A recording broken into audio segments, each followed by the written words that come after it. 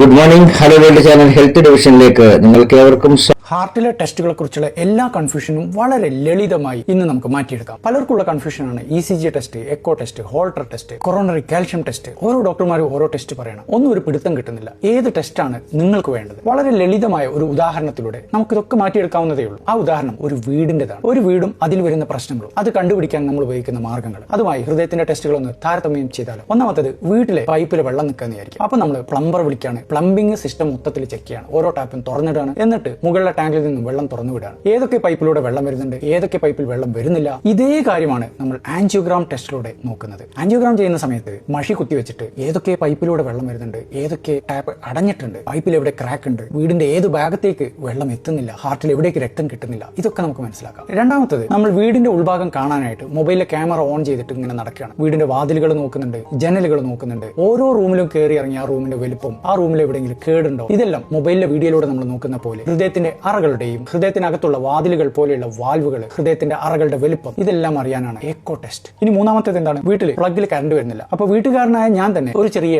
Tester പ്ലഗിൽ കുത്തി നോക്കിയിട്ട് അവിടെ കറണ്ട് വരുന്നുണ്ടോ നോക്കും. ഇതുപോലുള്ള ഒരു സിമ്പിൾ ടെസ്റ്റ് മാത്രമാണ് ECG. ഹൃദയത്തിനകത്ത് കറണ്ട് പോകുന്നുണ്ടോ, കറണ്ടിൽ താളം തെറ്റിൽ വരുന്നുണ്ടോ, ഇതെല്ലാം ഒരു 10 സെക്കൻഡ് നേരത്തേക്ക് മാത്രം കണ്ടെത്താൻ പറ്റുന്ന ഒരു ടെസ്റ്റാണ് ECG. ഇനി നാലാമത്തത്, വീട്ടിൽ കറണ്ട് മൊത്തം പോയി, പലയിടത്തും പല പ്രശ്നങ്ങൾ. അപ്പൊ നമ്മളൊരു വലിയ ഇലക്ട്രീഷ്യനെ തന്നെ വിളിക്കണം. ആ ഇലക്ട്രീഷ്യൻ ഓരോ റൂമിലും കയറി ഇറങ്ങി ഓരോ വയറിങ്ങും നോക്കി ഡീറ്റെയിൽ ആയിട്ട് കറണ്ട് നോക്കാണ്. എവിടെയെങ്കിലും ഷോർട്ട് സർക്യൂട്ട് ഉണ്ടോ, എവിടെയെങ്കിലും കറണ്ടിന്റെ താളം തെറ്റിൽ വരുന്നുണ്ടോ. ഇതുപോലെ ഹൃദയത്തിന്റെ കറണ്ടിന്റെ ഡീറ്റെയിൽ ആയിട്ടുള്ള ടെസ്റ്റിംഗ് ആണ് ഇലക്ട്രോ ഫിസിയോളജിക്കൽ സ്റ്റഡി. ഇങ്ങനെ ഇലക്ട്രീഷ്യൻ കറണ്ട് ടെസ്റ്റ് ചെയ്യുന്ന സമയത്ത് എന്തെങ്കിലും ഷോർട്ട് സർക്യൂട്ട് കാണുകയാണെങ്കിൽ ഉടനെ തന്നെ അത് വയറിംഗ് റിപ്പയർ ചെയ്യണം. ഇതാണ് റേഡിയോ ഫ്രീക്വൻസി അബ്ലേഷൻ. അഞ്ചാമത്തത്, നമ്മുടെ വീടിനകത്ത് വെള്ളം ഉപയോഗിക്കുന്ന ഒരുപാട് ഉപകരണങ്ങളുണ്ട്. വാഷിംഗ് മെഷീൻ ഉണ്ട്, ഡിഷ് വാഷർ ഉണ്ട്, ബാത്റൂമിലെ എല്ലാ പൈപ്പുകളുണ്ട്, ഫോസറ്റുകളുണ്ട്. ഇതെല്ലാം നമ്മൾ തുറന്നിടുകയാണ്. എല്ലാത്തിലൂടെയും വെള്ളം ഒഴുകിക്കൊണ്ടിരിക്കുകയാണ്. ഇത്രയും വെള്ളത്തിനുള്ള ഒരു ഡിമാൻഡ് മീറ്റ് ചെയ്യാൻ പ്ലംബിംഗ് സിസ്റ്റത്തിന് കഴിവുണ്ടോ നമ്മൾ നോക്കണം. ഇതുപോലെ ഹൃദയത്തിന് ഒരു സ്ട്രെസ് വരുമ്പോൾ, ഒരു ഹൈ ഡിമാൻഡ് വരുന്ന സമയത്ത് രക്തോട്ടം വേണ്ടത്ര കിട്ടുന്നുണ്ടോ, ഓക്സിജൻ വേണ്ടത്ര കിട്ടുന്നുണ്ടോ എന്നറിയാനുള്ള ഒരു ടെസ്റ്റാണ് ത്രെഡ്മിൽ ടെസ്റ്റ്. ആറാമത്തത്, ഹൈ ഡെഫിനിഷനിലും 3Dയിലും നല്ല ക്ലാരിറ്റിയോടെ ഹൃദയത്തിനകത്ത് വീഡിയോ എടുക്കുന്നതാണ് ഹാർട്ടിന്റെ CT, അതല്ലെങ്കിൽ ഹാർട്ടിന്റെ MR.